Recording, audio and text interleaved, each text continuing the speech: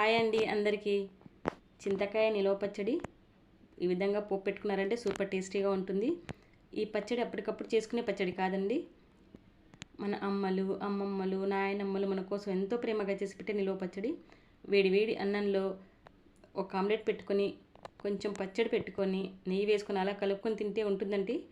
ఆహా ఏమి రుచి అనకుండా ఉండలేరండి. ఈ పచ్చడి కోసం నేను 4-5 టమాటాలు తీసుకున్నానండి. పొయ్యి మీద ఒక గిన్నె పెట్టుకొని టమాటా ముక్కల్ని వేసుకొని కొంచెం ఆయిల్ వేసుకొని ఫ్రై చేసుకోవాలి. మధ్యలో ఒకసారి కలుపుకోవాలి.